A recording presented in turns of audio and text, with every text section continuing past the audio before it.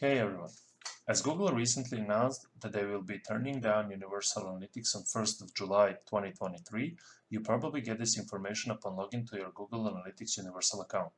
This means that your tracking will stop working on 1st of July and you will need to configure your Google Analytics 4 property, which will be a mandatory thing. Main reason why you need to move over to Google Analytics 4 as soon as possible is because Google Analytics 4 will collect data from the day you set it up, so you won't be able to get Universal Analytics data inside Google Analytics 4.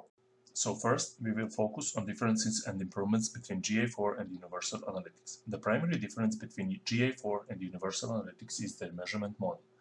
Universal Analytics uses sessions and page views as a measurement model, while GA4 uses the event-based data model that delivers user-centric information for analysis.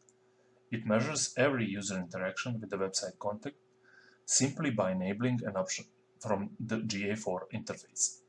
Metrics will be different comparing to Universal Analytics, and the names will be only similarity and nothing else. As an example, total user was the primary metric in Universal Analytics, and in GA4 it is active users, and calculation for each is different.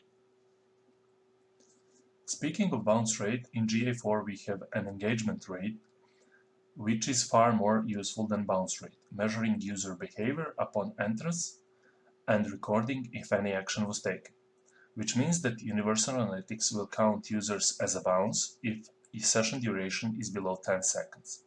Google Analytics will count users as a bounce as well if session duration is lower than 10 seconds, but if the user triggers any event or has 2 or more page or screen views within those 10 seconds, it will be counted as an engaged session. When we speak about the conversions, Universal Analytics counts only one conversion per session. So if a user submits the form twice in one session, it will be counted as a one form submit conversion. While in GA4, you specify event for each action you want to be counted as a conversion. So if one event is recorded multiple times during the same session, GA4 will count every instance of that conversion event, which means if a user submits the form twice per session, it will be counted as 2 conversions. So when we speak about basic analytics report, there are 2 types of reports, which is lifecycle collection and user collection. Lifecycle collection helps you break down user activity at each stage in the customer user journey from acquisition to retention. The collection includes the following reports by default. Acquisition, which provides information about where your traffic originates, engagement, which measures user engagement by the events and conversions, and monetization, which enables you to see the revenue you generate from the subscriptions on your website, and retention, which helps you understand how frequently and how long users engage with your website. The user collection helps you understand the people who use your website, such as ages, interests, devices, and so on. There are 2 types of collection reports. Demographics, which helps you classify your users by age, location, language, and gender, while tech, which shows traffic by technology your audience uses. Here is one of the engagement reports, which is called Pages and Screens.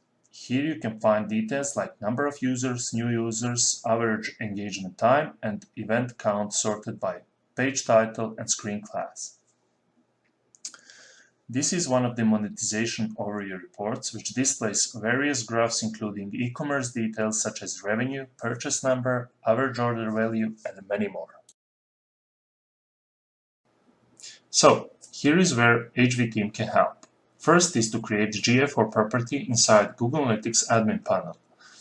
In order to connect it to your website, we need to add a tag inside website header or to connect it using Google Tag Manager so we can successfully complete installation of GA4 on your website. Next step would be goals creation and migration from Universal Analytics. After we successfully connect GA4 with the Google Tag Manager, we will need to create a GA4 tag to be loaded on all pages. Once this is complete and tested, we move forward to create each goal separately inside Google Tag Manager and connect it to GA4 property. After everything is done, we finish this process with testing and debugging.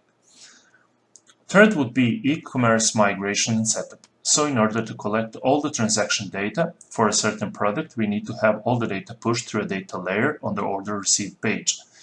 The data, like product page, transaction ID, product ID, or any other useful information.